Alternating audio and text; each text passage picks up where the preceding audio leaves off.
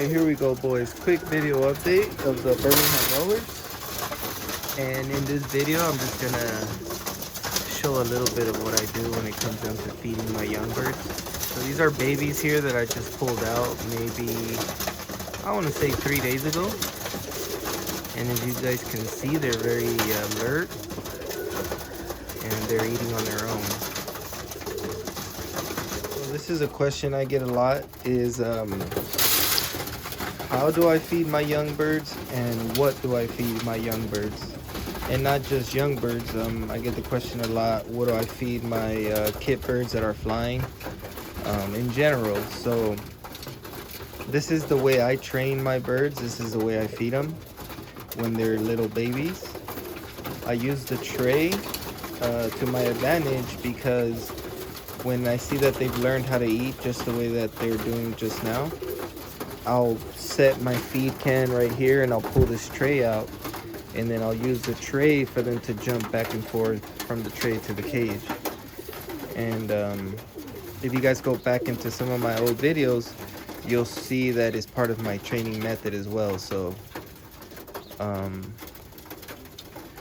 just a little bit of update on what I do. I do keep my babies on 22% pellets, just it being beneficial for your birds because they're still babies, they're still developing, so they need all the protein they can get, which made a lot of sense to me because when you feed them a mixed grain, just naturally the babies are going to pick the smallest grain, and the smallest grain has the least amount of protein. So over a course of a few days, maybe a week or so, the baby eating a low protein grain, the baby is not fully developing, so you're kind of like stunting the baby's growth. So for me, that's reason number one. Reason number two is they already know what the 22% pellets are, as this is what they get fed in the breeder. This is what their parents feed them, so they already know what the grain is. So very easy to get the birds adjusted to eating the grain. And as you guys can see, I pull out my young birds very, very small to where they can't fly, because while I'm showing them how to eat this grain or teaching them how to eat their food, I leave this door wide open so they get to look out as young birds before they learn how to fly. So they're not just gonna naturally fly out, they're just gonna kind of sit there. They don't know they can fly just yet. So I'll show you guys what I do when I pull the tray, just to kind of show you. So I got my tray out, and you guys can see these two little ones already jumped on it because they're comfortable with this tray, because they're used to it already being in their box. So what I'm doing right now is I'm gonna get them to jump to the tray, and what I'm doing is I'm teaching them how to land.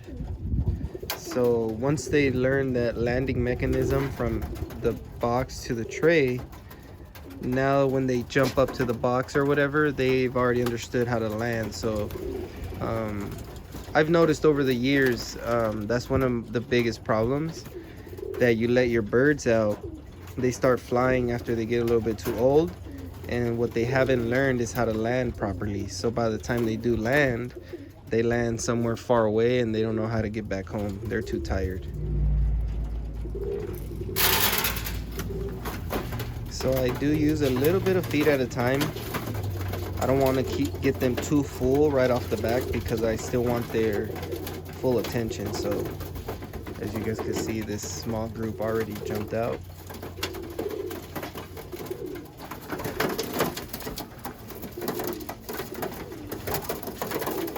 This little outside bird is out of the new pair that I brought in.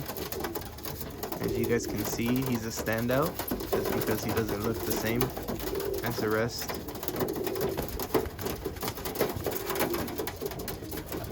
So I wait till they're done with whatever I put on the tray, and what I want them to do just naturally is go back in the box, just like those three there. But these guys here are still looking for food. which is a good indication because I got their attention. So now, when they get comfortable doing this, I'll let them play around back and forth. And then just do this repetition. And eventually they will go up as a kit together. It's a small group of birds just because I haven't been breeding too much.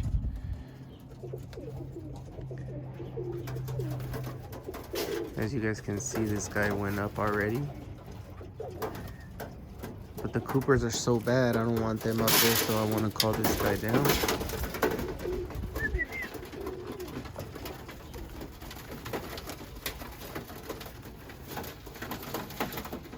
And then this tray too, one of the advantages is it's kind of like a landing tray as well.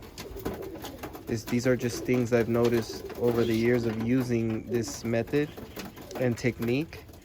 It's like they know this tray. This is like part of their environment or whatever it may cause. Their full attention. That tray means they're getting food, so it calls for their attraction type of thing. So, and just like that, I never spook my birds. I just kind of let them play around, let them just fly on their own.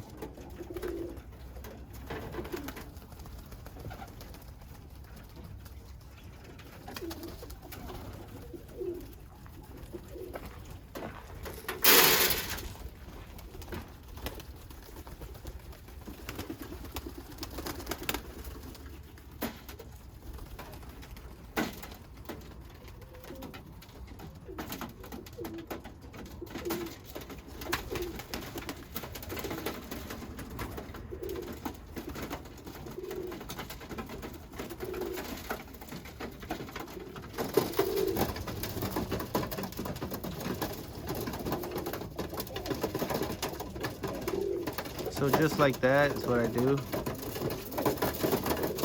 as far as training the young birds. And then after this, it's just repetition. And then after about a week or two, they'll be into like a full flying growth, and they'll be ready to go to the air.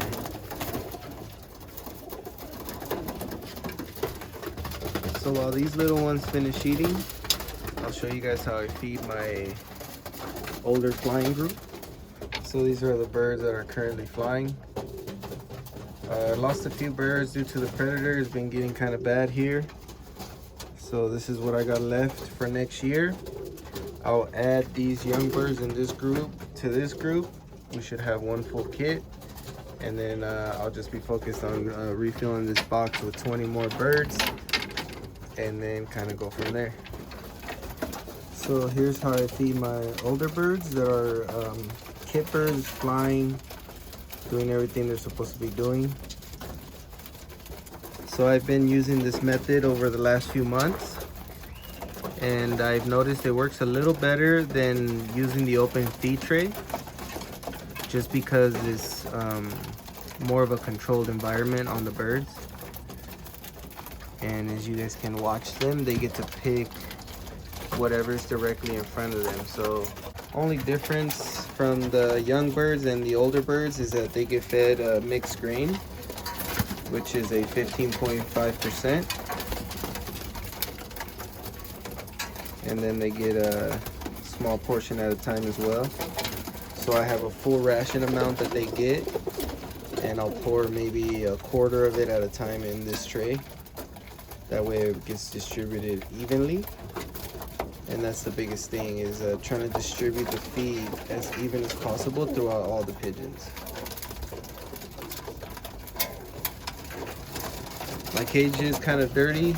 The birds haven't been flying, so I usually scrape my perches when the birds go out and fly. But pretty soon I'll probably just pull them out by hand, put them into a separate cage, and clean out the cage, because it's getting kind of crazy here now that they've been kind of locked down a little bit due to the predator.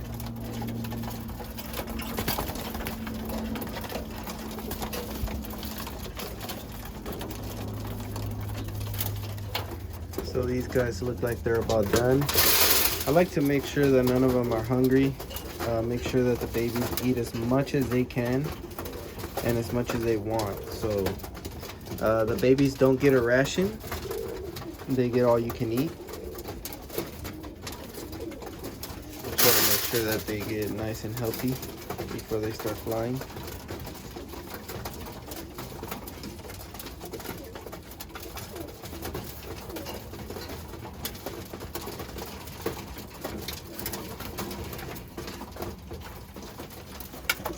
Gave these guys their second ration.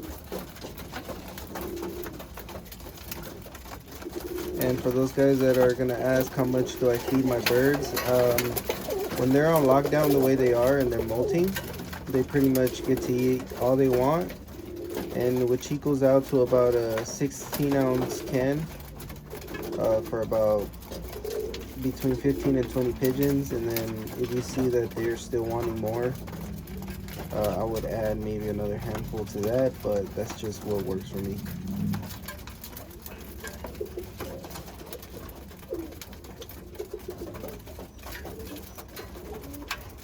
Comment, subscribe, and let me know what you guys think.